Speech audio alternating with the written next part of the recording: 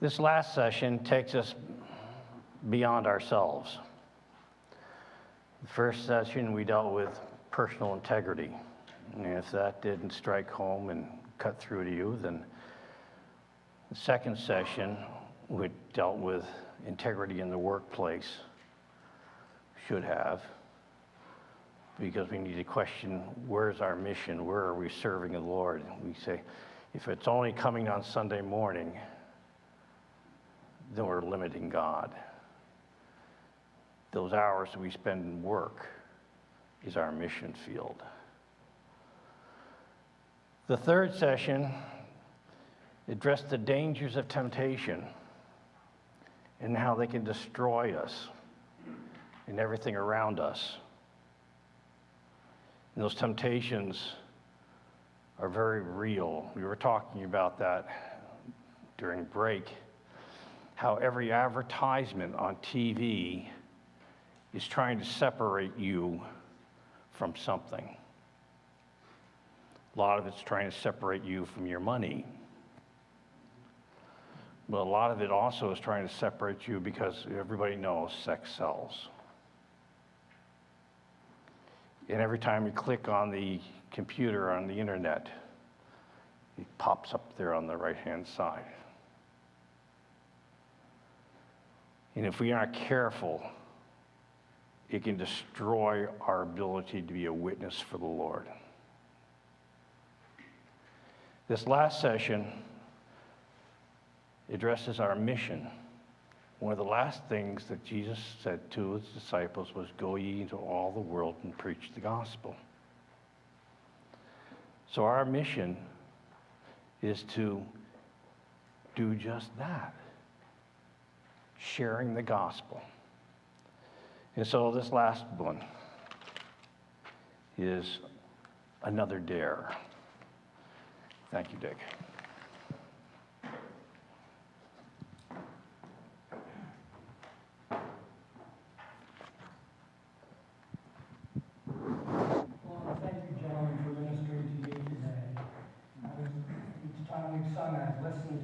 Male voices, and it occurred to me the last time that I was in a gathering of hearing just male voices when I was in seminary 50 years ago, and hearing 200 male voices sing out songs like just stirred me to my soul, and I'd forgotten how moving it can be.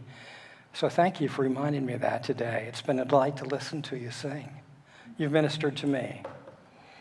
So we're on the green sheet. Gray. Sorry. Yes, gray. Here I am giving you the wrong information. Dare to share the Lord. You know, we love the Lord. We love Daniel because of the courageous way he lived for the Lord. But sometimes we forget the reason he needed that courage was because he was sharing the Lord with coworkers and with his boss, and that was creating a dangerous situation. He needed courage because he was living for the Lord and he was sharing the Lord. His story calls on us to live in the spiritually godless land of central Vermont. And I don't say that to pick on you, and I don't say that lightly either. But you do know that a Pew Research came out this last year that designated Vermont as the least religious state in the country. You've heard that, right?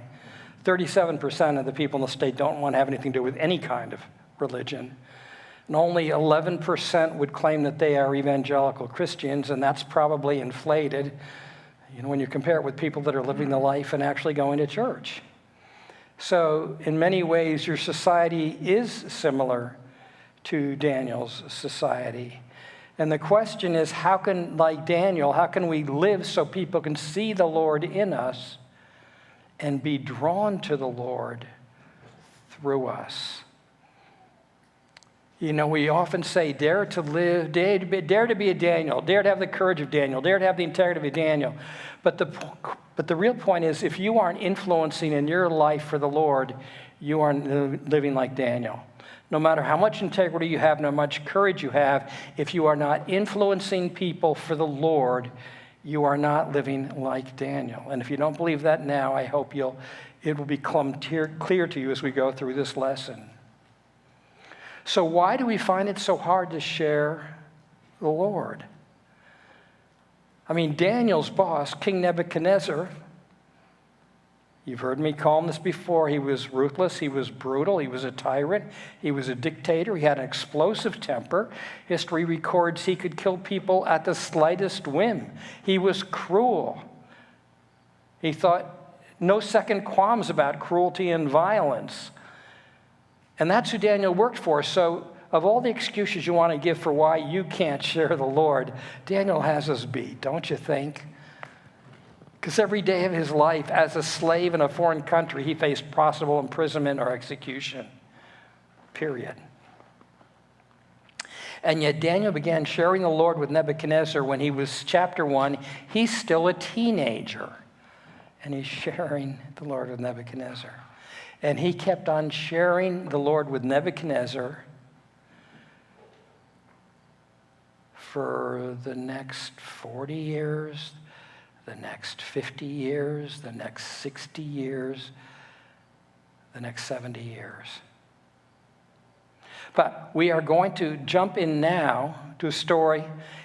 Daniel has been sharing the Lord with Nebuchadnezzar for 40 years, when finally Nebuchadnezzar submits and says, your God is the God who rules heaven and earth. And what's the first thing Nebuchadnezzar does when he submits to God's kingdom rule in his life? He can't wait to tell everybody. This is Daniel chapter 4, verses 1 to 3. King Nebuchadnezzar sent this message to the people throughout the world because he ruled most of the known world at that time. Peace and prosperity to you. I want you all to know about the miraculous signs and wonders the Most High God has performed for me. How great are his signs, how powerful his wonders. His kingdom will last forever, his rule through all generations. As soon as Nebuchadnezzar gives his heart to God, he says, I want you to all know about what God has done for me. I want you to all know about God. I want you all to know God. I want you to all worship God, to have the same experience with God that I have with God. And isn't that supposed to be our response when we meet Jesus?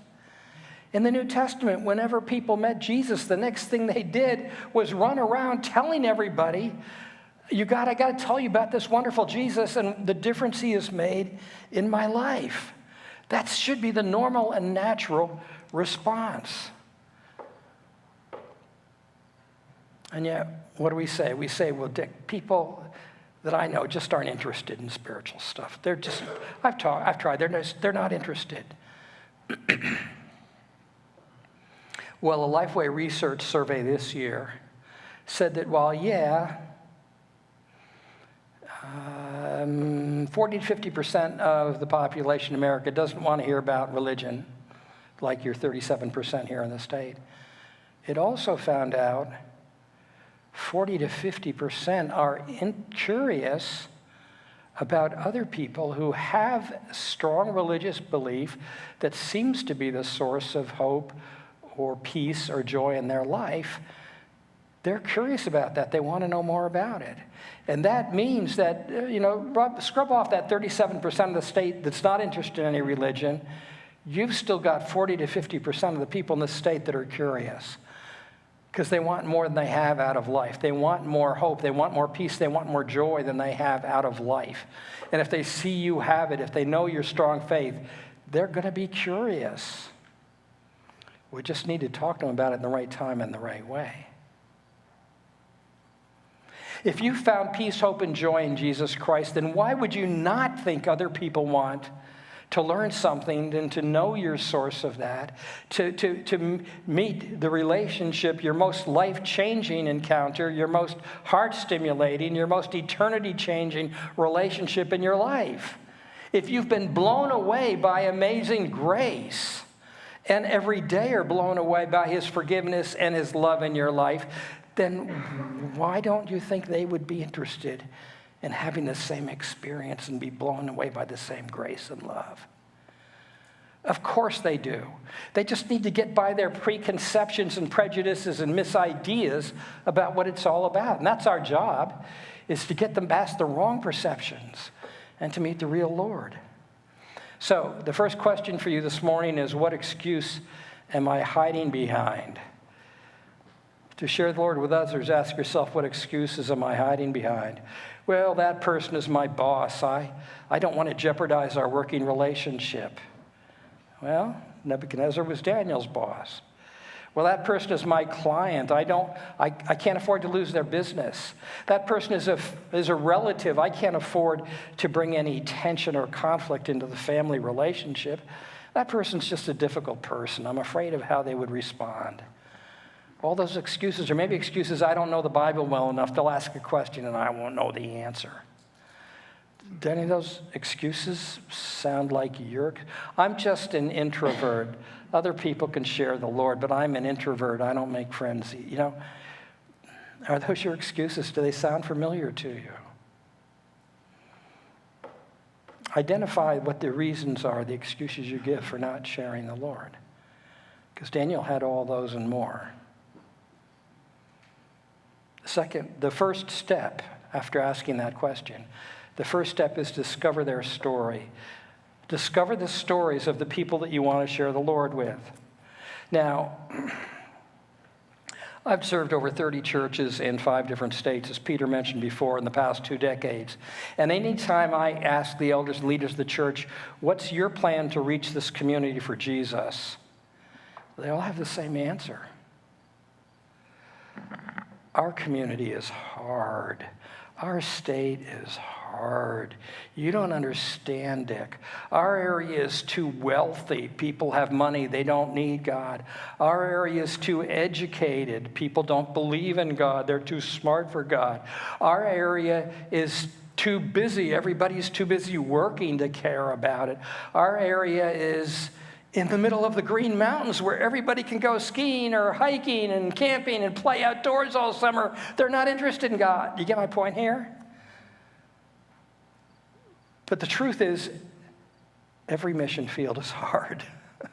Jesus' mission field was hard. Paul's mission field was hard. You know the ones that stoned him to death? Yeah. Daniel's mission field was hard, much more dangerous and hard than ours. Every mission field is hard. They're just hard in different ways. And what do missionaries do when they go to a mission field? They understand the first thing they need to do is learn the stories of the people they're trying to share the Lord with, because only after they've heard their stories can they show of what their needs are, can they show how Jesus can meet their needs. So you learn their stories, you listen for the needs, and you figure what are the needs that Jesus can meet, and then you try and connect the dots, but it all begins with learning their stories.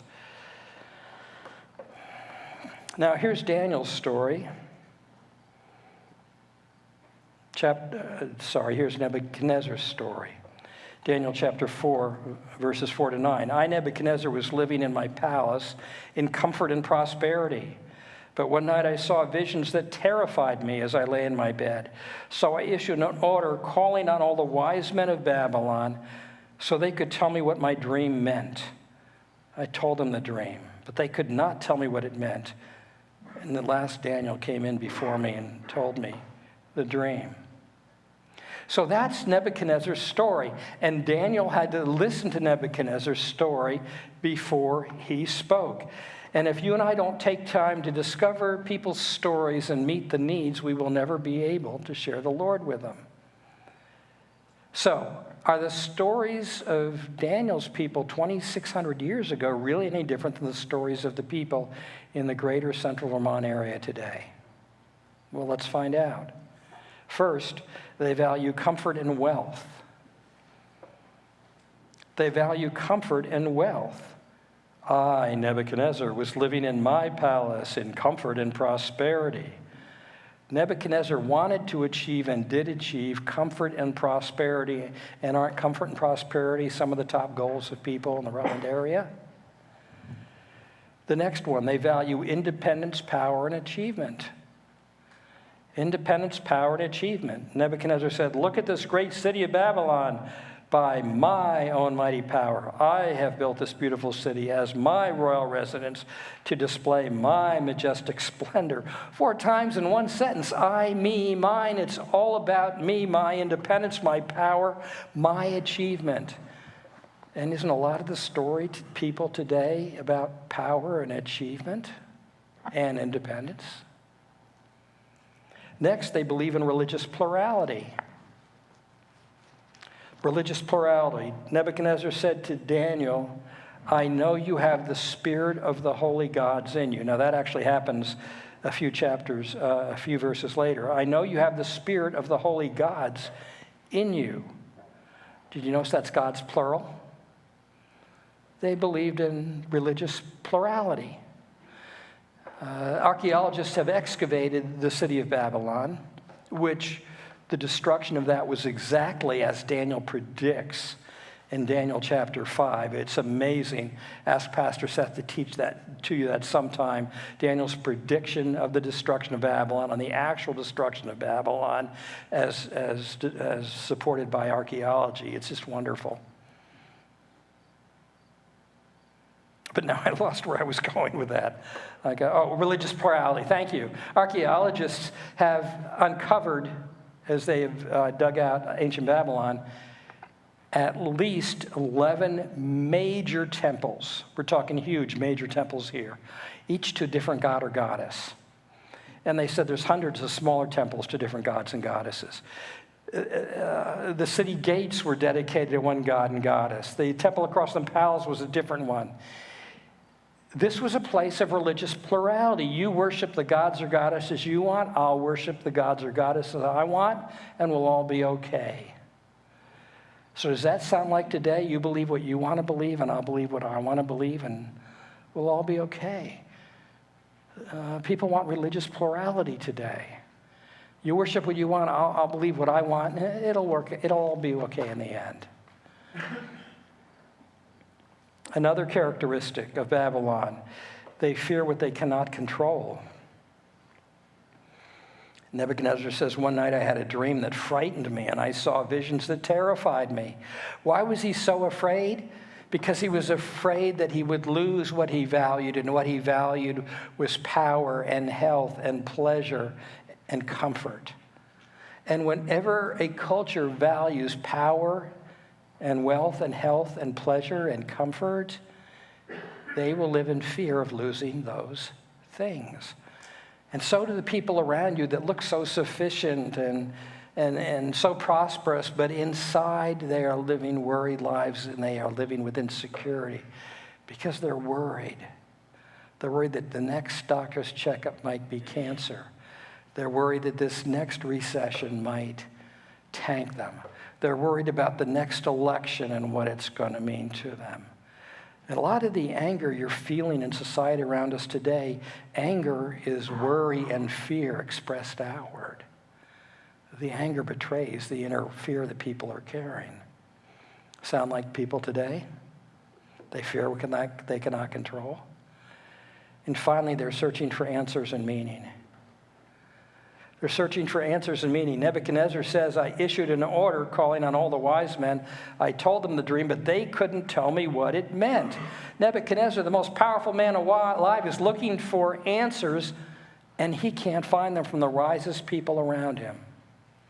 And people today are still looking for answers. That's why the survey found at least 50% of the population is curious when they meet someone that seems to have a spiritual faith that gives them hope, power, or joy, because they're looking for answers. Why am I here? Where did I come from? Where am I going? How am I supposed to live? How can I find meaning and purpose in my life? And now that I've got a lot of what I always wanted and dreamt for, and I'm still not satisfied, what does that mean? There's got to be something more to life.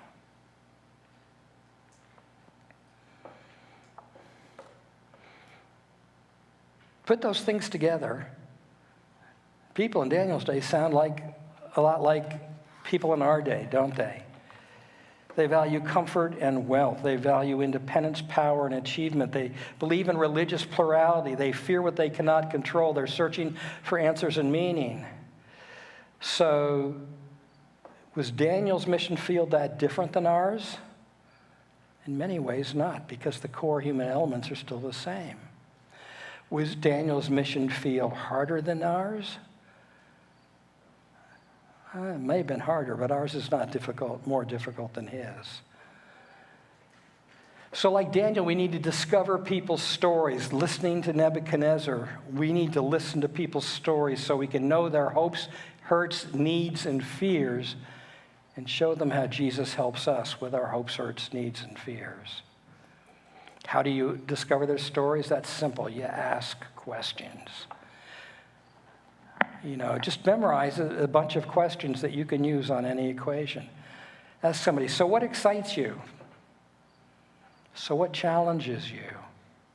So where do you want to be in 10 years?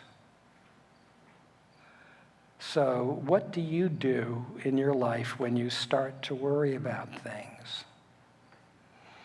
See, none of those are spiritual questions per se. They're not religious questions, but they open the door for spiritual discussions that can create great opportunities for them starting to open their life. What are they challenged with? What are they excited about? What do they do for fun? Where do they want to be in 10 years? Those really get people talking, and people are usually willing to talk about themselves. So your question to ask yourself is, whose story should I begin to discover this month? Whose story should I begin to discover this month? First, watch the people God has put in your life, your coworkers, your neighbors, your friends, people in the sports teams. Just look at them and watch them and see who God lays on your heart. Maybe some of them seem to be spiritually interested. Maybe some of them have deep needs in their life and you think God can use you to help meet those needs. After you look and evaluate, then put together a prayer list of the people that God puts on your heart and mind. And we usually suggest 3 to 5 people that you pray for every single day. Not a big long prayer. All you do is say simply, Lord, do a work in their heart to draw them to yourself. That's it. Do a work in your heart to draw them to yourself. But because you're praying for them every day by name, you will be more alert to opportunities to talk to them. You will be more alert to opportunities to serve them. You will be alert to when God is nudging you and saying, hi, walk over and talk to that person right now, because you're praying for them. So evaluate the people in your life. Put together a prayer list as God prompts you.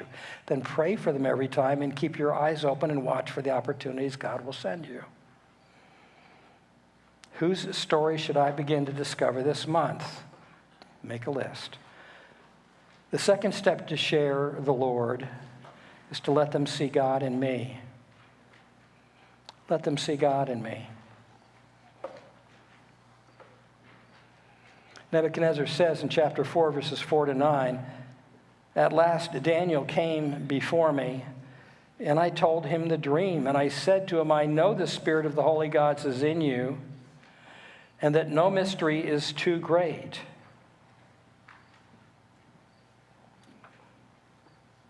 For you to solve. Now, tell me what my dream means. Nebuchadnezzar says to Daniel, I know the spirit of the holy gods is in you. Why? Because he watched the way Daniel lived, and he watched the way Daniel worked, and he saw something different. He saw something God-like. He saw something godly. So the question you and I need to ask ourselves is, how are we living so that people can see God in us?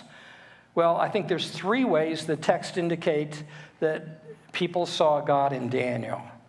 We can do it these same 3 ways. The first way to let them see God in me is a confidence that God is in control of my life.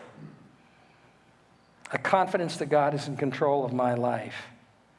Daniel says in chapter 2, 21, praise the name of God forever and ever. He has all wisdom and power. He controls the course of world events. As I said before, David had an unshakable confidence that God was in control even when everything seemed out of control.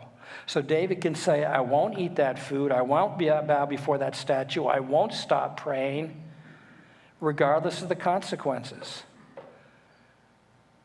Because I know God is in control and I'm safe in his hands, whether I live or whether I die.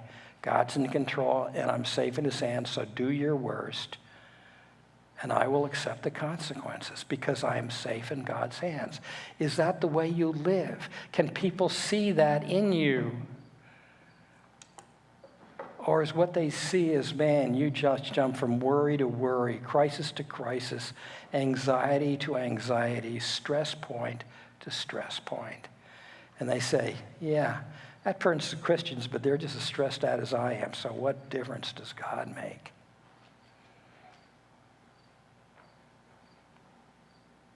Can people see that you have a confidence that God is in control of your life that allows you to control stress, control worry, control anxiety in your life? Not that you never have it, but that you get to control it.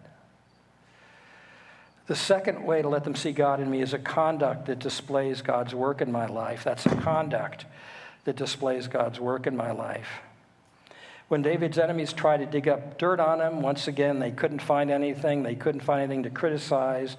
Daniel was faithful. He was honest and always responsible. Why was Daniel always faithful, honest, and responsible? We saw that before. It's because God was his boss. And those are God's standards, so those are the standards he left to. So can your enemies say that about you? Can the people that don't like you say that about you? The people that want to find something wrong with you can say, there's just nothing to criticize. They're always honest, always faithful, always dependable, always responsible. Do you let them see the display of God's work in your life? The third way to let them see God in me is a conversation with God at the core of my life. A conversation with God at the core of my life. Daniel's prayer life was so much at the core of his life, he was willing to face lions rather than stop praying. We're told in chapter 6, Daniel prayed 3 times a day, just as he had always done. He always prayed 3 times a day. His enemies knew he prayed 3 times a day. His boss, the king, knew that he prayed 3 times a day. So as he's being lowered into the lion's den, the king, which isn't Nebuchadnezzar anymore, it's King Darius, says, may your God, who you worship, continually rescue you.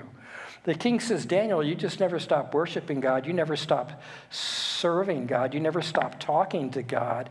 You have this conversation going on continually at the core of your life. Now, would the people around you say that? Do they know there's a conversation with God at the core of your life? Do they even know you have a prayer life? Do they ever see you pray for meals when you're out? Do you ever share answers with prayer and just say, something so neat happened in my life, I wanted to let you know what God just did in answer to prayer? Do you ever stop what you're doing and pray with somebody? Like I showed you the story of Rich, who would pray with his clients before he did their taxes.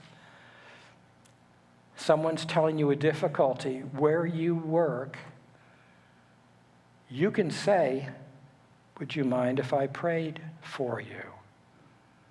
You don't need to do it right there. If you can say, can I pray for you? Can I pray for you right now? Because there's no law against praying with somebody in the hardware store, praying with somebody in the lobby of the hotel, or praying with somebody wherever you work, okay? But if you're uncomfortable with it, just say, would you care if I pray for you? If they say, I'd love that, I can use all the prayer I can get, right? Okay, and I'm going to check back with you. So a week later, you say, I've been praying for you all week. Is there any news? And you keep checking back with them. So do people know there's a conversation with God at the center of your life? Because Daniel displayed a confidence that God was in control of his life, a conduct that displayed God's work in his life, and a conversation with God at the core of his life, his boss was able to say, the Spirit of the Holy Gods is in you. And David's character influenced the king and has influenced Christians for 2,600 years. Ask yourself the question, what about my life shows others God is in me? Is there anything about my life that would show others God is in me? Whether it's your conduct, your conversation, whether it's your confidence. Does your life demonstrate that Jesus is the answer to worry and stress and to fear, and Jesus is the answer to addiction and temptation? Does your life demonstrate that Jesus is the source of hope, of peace, of joy? Does your life demonstrate anything that people say, "Hi, I want that in my life"? The second step to share them is to let them see God in you. Third step is to naturally share parts of my story. Naturally share parts of my story. After you've listened to their story, perhaps many times, over a long period of time, a time will come when it's naturally shared just a piece of the difference God has made in your life. Now, we know Daniel shared parts of his story over the 40 years with Nebuchadnezzar, because Nebuchadnezzar says, "I know you have the spirit of the holy gods in you." But in chapter 4, Nebuchadnezzar asks some questions and issues an invitation that makes it natural for David to share more of his story.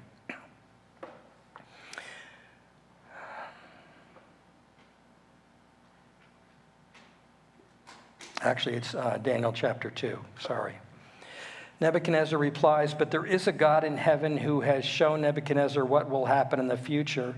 Now I will tell you your dream and the visions you saw as you lay on your bed, and it is not because I am wiser than anyone else that I know the secret of your dreams, but because God wants you to understand what is in your heart." That says chapter 2, but it is chapter 4, so that's a mistake there. You're going to want to correct that on your sheets. What did Daniel just said?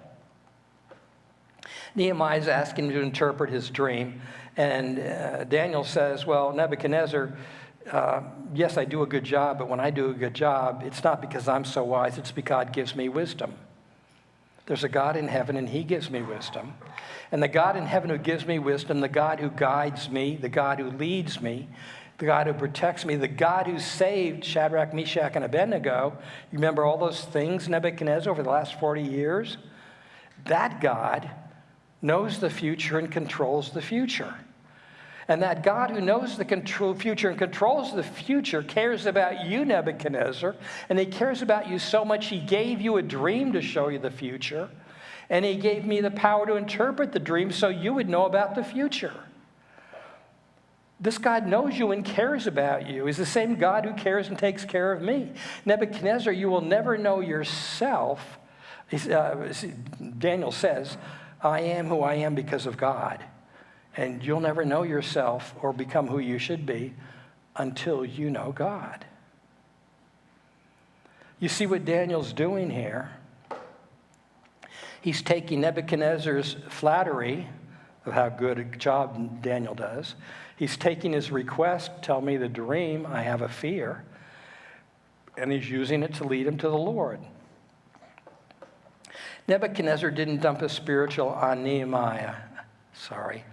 Nebuchadnezzar, until Nebuchadnezzar was ready. When Nebuchadnezzar had a problem that Daniel's God could solve, when Nebuchadnezzar had a problem and said, "Daniel, help me with this problem," then Daniel was able to say, "Okay, the God who meets my needs can meet your needs, Nebuchadnezzar, and he wants to meet your needs. That's why he gave you the dream and gave me the interpretation." Time and again for 40 years, Daniel pointed to the Lord, shared little bits of the story, simply by giving God the credit. Saying, "Well, Nebuchadnezzar, God answered me. Well, Nebuchadnezzar, God told me. Well, Nebuchadnezzar, God gave me. Well, Nebuchadnezzar, God." Just giving God the credit. Not preaching a sermon, just in maybe one sentence, giving God the credit. And giving God the credit in an everydayness of our life is one of the most powerful ways that we can witness. See, Jesus asked you to be a witness, not a salesman, and and not an attorney to argue somebody in the kingdom of God, but a witness just to give God credit for the things he's done in your life, what you've seen and what's happened to you. Now, maybe you think, I can't share my faith because of some of those excuses that we went through before. I can't share my faith. I just don't know the Bible well enough. Somebody will ask me a question I won't know the answer to. Well, the good news is you don't need answers. You just need your story. You just need to know what Jesus has done for you and tell it in your own words, in your own way.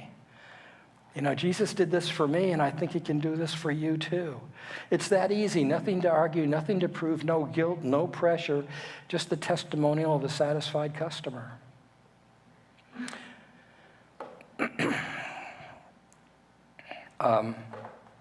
One of the best witnesses in my church was a woman named Arlene. Arlene never graduated from high school.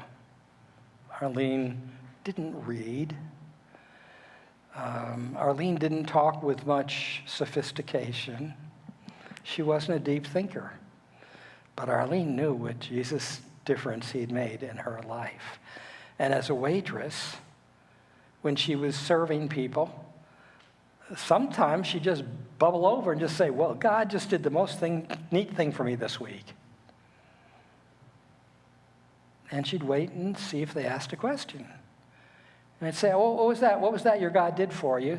She'd say, well, it was really as cool. And she'd share an answer to prayer. She'd share a victory to temptation or something with them. And then she'd turn around and leave.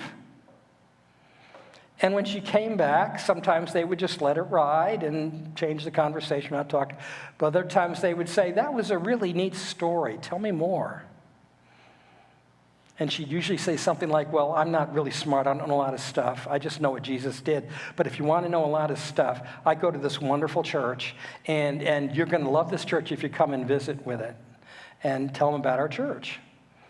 And people who were interested and curious would come and visit the church. And many would stay, and many would get saved. All just because Arlene couldn't help but saying, God did a neat thing in my life. Didn't pressure anybody. If they weren't interested, she just went about her job. But if they're interested, she gave them a connection. Meanwhile, I'm the guy with the seminary training, right? Seth and I, we know it all because we've been to seminary. Let me tell you. I mean, our heads are just exploding with all we know. And I would be giving people evidence and reasons and facts. And you know what they did? They would argue with me. They just sit there and argue with me. Nobody argued with Arlene. You know why? Because you can't argue with personal experience. If somebody says you should use Excedrin for these 5 scientific reasons, you can argue with it. Which study was done, what the science was, why Excedrin versus something. But if somebody says, you know, I use Excedrin all the time and it solves my headache every time, you're not going to argue with them, but you're probably going to try Excedrin, right? It's the testimonial of a satisfied customer. And that's all we're talking about here when Jesus says, will you be my witnesses? So ask yourself the question, can I share my spiritual story clearly and concisely? Can I share my spiritual story clearly and concisely? How do you do that? Well, you write out 3 things. What my life was before I met Jesus, how I met Jesus, and how my life is different now. And you write it out in as much detail as you want. And then you say, okay, Lord, help me. I want to boil this down to 3 to 4 minutes. And you edit it down. And after you've done that, then you show it to some of your closest friends, or your spouse, your kids even, and say, here, read this and tell me, is it clear, is it concise, and is it compelling? And find out from them, were you clear, were you concise, were you compelling? Edit it. And then when you're done, memorize it. Everybody here can memorize 3 to 4 minutes worth of stuff. Everybody can. And that way, in any situation, if it comes to the point where somebody starts asking you questions and says, what's your spiritual story? You can say, well, thanks for asking. And you can get in and out in 3 minutes. Leave them hungry for more. No pressure, no pain, Just thanks for asking. If they want more, they'll come back later. And you'll have time to prepare as it escalates. So after you've discovered a person's story, let them see God in you. Then the right time comes and they ask you or show interest, you can tell them part of your story briefly and clearly. You notice at this point, I still haven't said give them the 4 spiritual laws or gospel presentation. I still haven't said give them a tract. All you're doing is building a relationship where God can use you.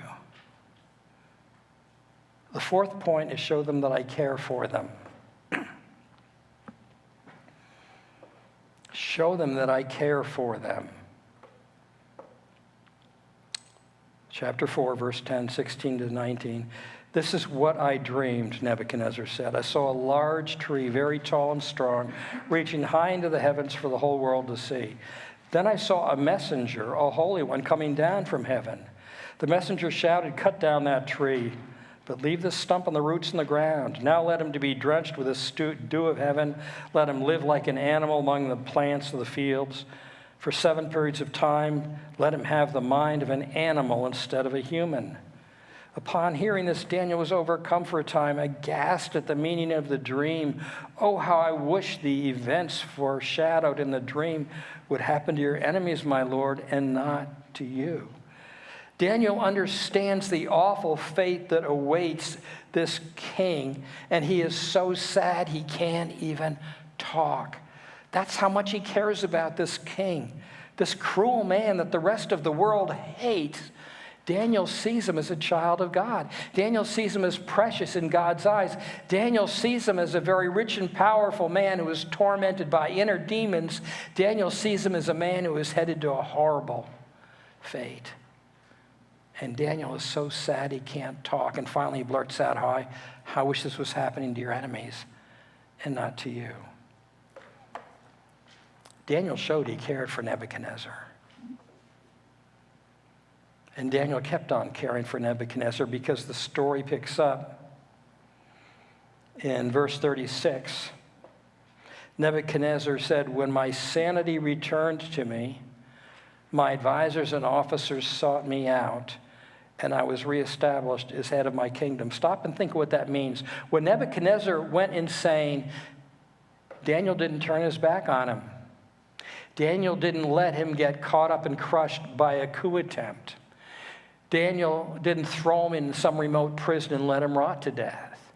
Daniel protected Nebuchadnezzar while he was sane, and Daniel ran the kingdom with the help of other people, and ran it so well that 7 years later, when Nebuchadnezzar's mind returned, the kingdom is safe, Daniel is there, and he hands the king the keys to the kingdom back again. Daniel proved he cared for Nebuchadnezzar, not just by empathizing with him, but by standing by his side through the worst time of his life. So how about you? You haven't earned the right to talk to somebody about the love of God until you've shown them God's love through the way you've treated them. Acts of compassion come before words of proclamation. A helping hand, a listening ear, a cup of cold water in Jesus' name. I want to tell you a couple of stories. Actually, I have 3 here, but I'm going to just tell you one story. The story is a church. My friend Mark is the pastor of it. He planted this church. They were meeting in a school. They're struggling to save enough money to build a building. They finally saved $17,000 and are thinking, well, what are we going to do for the first step? But Mark said, hold it. The community doesn't even know we're here yet. We're here for the sake of the community. So he started talking to community leaders. Said, what can we do to help this community? And they said, talk to the superintendent of schools over there. The superintendent of schools says, I'll tell you what you can do to help me. He pointed out the window behind his desk. See that derelict building behind us that's been condemned? If we have $250,000, we can rehab that school. We can open it as a school for disadvantaged kids in our community. Mark says, well, I don't have $250,000, but let me pray and see what we can do. He talked to 9 other churches in town, shared the vision with them. They all decided to pool their efforts. Mark contributed all $17,000 that they had saved for their building. They went to local businesses and got them to provide lumber and other building supplies at cost. And all the men and women of those 9 churches for 1 year showed up every night and all weekends working to rehab that building. At the end of the year, they had rehabbed that building for $25,000, not $250,000. And they had a big meeting in the town square, and Mark handed the keys to the building to the school superintendent in front of the mayor. The church was pumped. They said, yes, we're living like Jesus now. What can we do next? And they asked around, and I forget whether it was Goodwill or Salvation Army, but one of those said, well, you know, people are always putting out big stuff for us, like freezers or refrigerators or sofas, and we don't have a truck to haul, and we don't have any place to store them. So the men in Mark's ministry said, okay, we'll take care of that. And once a month, they rented a U-Haul truck, and they drove through the town doing pickups. You know, they told people when to put the stuff out. And they did this for 6 months, picking up all the stuff, and Mark had rented a warehouse to store this. The warehouse was packed to the roof. They ran out of space. So Mark, put out an issue in the paper, we're going to open our doors at this time on Saturday morning. We have these things. If you can use them, they're yours. Signed Northbridge Church. Well, he says he had a hard time sleeping the night before because he was afraid nobody was going to come and get the stuff, and he was going to end up having to pay storage on all this junk for months and months to come. An hour and a half before the doors opened, there was already a line down the block and around the building. By noon that day, the warehouse was empty, and everything that anybody touched and carried out, the Northbridge workers that were helping them said, this is free to you because God's grace and salvation were free to us. And people said, I can't believe a church would care about us. And more people came and visited his church. The men's ministry said, well, what are we going to do next? So they built bunk beds because they were told there was a lot of Hispanic families in the community that were sleeping 3, sometimes 4 people to a bed. So they said, okay, they got the business to locate lumber at cost. They built, I think, 40 bunk beds and distributed them to the families. One woman called Mark crying on the phone saying, we're Catholic, we don't go to your church. Why would you care about our family? They showed up at that church next Sunday. The Sunday after, they came with a whole group of their friends. The Sunday after that, they came with an even bigger group with their friends to find out what this church was that loves people that they don't even know. Now, we're not done with the story yet, okay? Mark finally got together the money, and they were given a great deal on some property. Not enough money to build a building, but to buy a property that they were going to get for about half price. The problem was it was just outside the city limits. Mark went to the mayor and said, he went to the business manager. And he said, we've been serving this community for 10 years now. It's important to us. We bought this property, but it's just outside the city limits, and we'd like you to, what do you call it when you bring a property and assimilate them in? Pardon? Thank you. Annex them into the city. And the business manager listens to him and tells him to come back. When Mark comes back, he shoves a 2-inch stack of paper at him and says, this is going to take you probably 3 years, and I would expect about $2,000 in legal fees. And Mark's jaw dropped. He went back and said to the church, we got to pray. So they prayed. They didn't complain. They didn't even talk badmouth to anybody. They just prayed. 2 months later, Mark got a phone call from the business manager of the village who said, come on back in. Mark's going, son, what's wrong? Am I in trouble? He showed up. The business manager shoved 2 pieces of paper across the desk. He said, sign here, and it's done. You're annexed. Mark said, what happened? The business manager said, the mayor said, you're too important to this village not to be a part of the village. Guys, that's what happens when we are the arms and feet of Jesus to the community. I worked with one church that caught that vision, and I don't have the time to tell you all the ministries they started, but 3 years later, the person that came to a church service was the mayor of the city, and she was Jewish and had never been in a Protestant church. And she said, I'm here to tell you that you've proved to our community that you love them by all that you are doing. And I'm not Protestant, but I was. If I was, this is the church I would go to. And I have to tell you, I tell people that move to our community, you need to check out this church. Because people are looking for a church that will show Christ's love to them. 6, invite them to take the next step.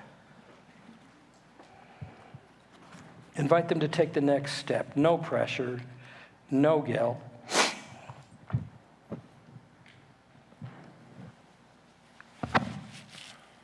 It's their journey to take on their own time and in their own way. Your job is to help them understand whatever the next step of their own personal journey might be. Let's go back to the story. Daniel 4, 22 to 27. The tree, your majesty, is you. You will be driven from human society. You will live in the fields like wild animals. You will eat grass like a cow. You will be drenched with the dew of heaven. 7 periods of time will pass while you live this way until you learn that the Most High rules over the kingdoms of this world and gives them to anyone he chooses. But the stump and the roots were left in the ground. This means that you will receive your kingdom back again when you have learned that heaven rules. King Nebuchadnezzar, please listen to me. Stop sinning. Do what is right. Break from your wicked past. Perhaps then you will continue to prosper. Daniel says, your majesty, you will be cut down like a tree and you will go insane and live like an animal until you learn that there's a God in heaven greater than you. But if you submit to him, he will restore his kingdom to you. So please stop sinning before it's late. For the love of God, turn to God and do what is right. This is a pretty stern warning to a man who can have you executed. But remember, Daniel only gave Nebuchadnezzar this warning, number one, after he'd spent 40 years working the rest of the process, building the relationship and pointing to the Lord. And number 2, Nebuchadnezzar had asked the question, tell me about this dream, Daniel. And number 3, God has issued the warning. The warning came from God, not from Daniel. The warning was in the dream, so Daniel knew it was the right time to deliver the warning. He only spoke after he built the relationship and followed the process, and God initiated the warning. Our words should be tailored to whatever the next logical step is. In this case, after 40 years, God said the next step is the warning to repent. But it was a lot of steps till they got to that one. Help them figure out what the next step is in their spiritual journey. You say, Dick, how do I know what the next step may be? Think of what next steps were in your life. Somebody gave you a book or a cassette tape or a videotape, or somebody said, hey, you got to check out this podcast, or somebody invited you to a Christian conference. Maybe they invited you to a Bible study. Maybe they invited you, said, hey, you got to check out Dr. Seth. His sermons are on, you can check them anytime you want to unlock. It's really cool. It's this church with the flying lumber behind him. You know, you're going to love the sermons. Just small baby steps that maybe it's just to say, hey, let's get together and have a Coke and a burger. I'd like to ask you where you think you are in your spiritual journey and where you'd like to go. There's no threat in that. Baby steps. What's next for them? That's your job, just to think one step ahead. You know, I was trained, you got to dump the whole load on everybody, and you got to dump it right at the beginning. Man, I was working for Word of Life. Love Word of Life, by the way. I'm glad you have an association with them. They bust us into Lake George, and we stood on street corners with tracts trying to tell people they were going to hell. You know how well that worked? Yeah, I think you know how well that worked, right? But once I got how Jesus did evangelism and how we're supposed to do it, I think Peter mentioned our church grew from 70 people to 1,000 or 1,200 people. And it was just by building relationships and showing people Jesus' love and following the process and answering their questions. So ask yourself, am I praying about what the next steps I might invite others to take? I know we're running late, but since this is the last one, another story. There was one family in our church that came to know the Lord. The way they came to know the Lord was their kids came to Awana. Their kids got saved at Awana. The kids started bugging the parents, now we want to go to Sunday school. The parents got dragged out to Sunday school. The parents got saved. You know, because when they dropped the kids off at Sunday school, they started dropping off, but then they started staying for the service. When they stayed for the service, they got saved. So they're saying, wow, what can we do for our neighbors? Just want some, well, you know, our kids love Awana. Every kid in the neighborhood should want Awana. So they started having barbecues and inviting and getting to know their friends and saying, hey, we'd like to take your kids to Awana. It's a really great program. That gives you guys a free day night. It's like free babysitting. We'll pick them up. We'll drop them off. But pretty soon they had all the kids on the block coming to Awana. Then they said, why just our block? Why not our whole neighborhood? And pretty soon they had 3 vans circling the neighborhood, picking up kids and bringing them to Awana. Our Awana program grew from 60 kids to 400 kids. Just by the natural next step invitation, hey, I think your kids would like this. Then the kids saying to their parents, hey, I want to go to Sunday school. Would you take me and stay? Then the parents getting saved, the kids getting saved, and the parents saying to their neighbors, hey, we really enjoy this church. You should check it out sometime, until people came and visited. It's just a movement of the Spirit that way. So who are you praying that you can take just one next step with? It might just be an invitation to Awana. Number 6, patiently wait while God works. Patiently wait while God works. Back to the text. For 12 months, Nebuchadnezzar was taking a walk. 12 months later, I should say, Nebuchadnezzar was taking a walk on the flat roof of the royal palace in Babylon. He said, just look at this great city of Babylon. I, by my own mighty power, have built the beautiful city as my royal residence and as an expression of my royal splendor. And while he was still speaking his words, a voice called down from heaven, O King Nebuchadnezzar, you are no longer ruler of this kingdom. That very same hour, the prophecy was fulfilled, and Nebuchadnezzar was driven from human society. He ate grass like a cow and was drenched with the dew of heaven. He went insane and lived like an animal until 7 years later, we read, after this time passed, 7 years or 7 periods of time, I, Nebuchadnezzar, looked up to the heavens. My sanity returned. I praised and worshiped the Most High and honored the one who lives in heaven forever. His rule is everlasting. His kingdom is eternal. All the people of the world are nothing compared to him. He has the power to do as he pleases. No one can stop him or challenge him. Now I, Nebuchadnezzar, praise and glorify and honor the King of heaven. And now you see we're back to right where we started. The first thing Nebuchadnezzar did when he met the Lord was to want the world to know. Just think of it, the greatest king on earth is praising the kingdom of heaven. But how long did it take after Daniel shared the interpretation of that dream?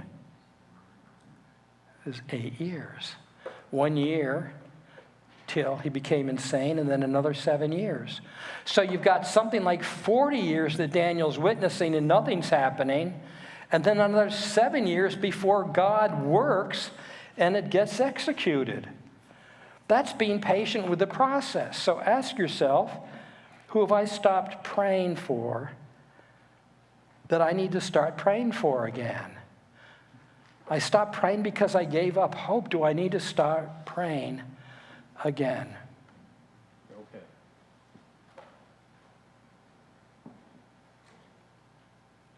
Have you got time for one more story?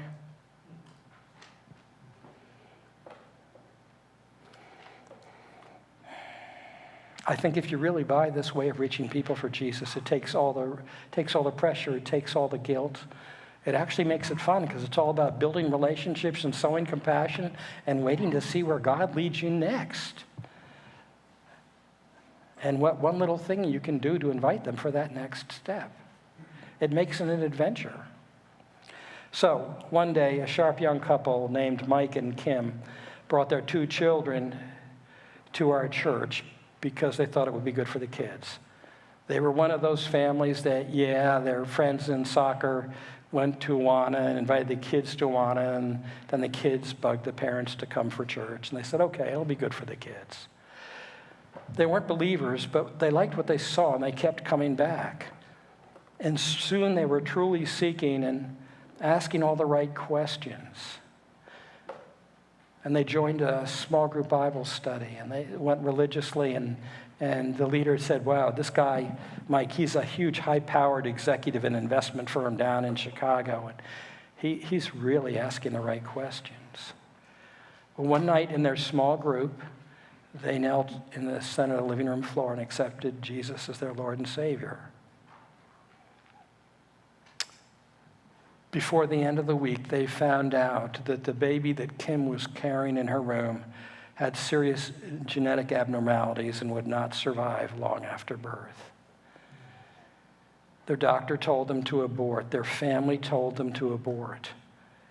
We told them what we thought God wanted to do and said, we will walk through this with you. So we prayed with them and we wept for them for the better part of 9 months.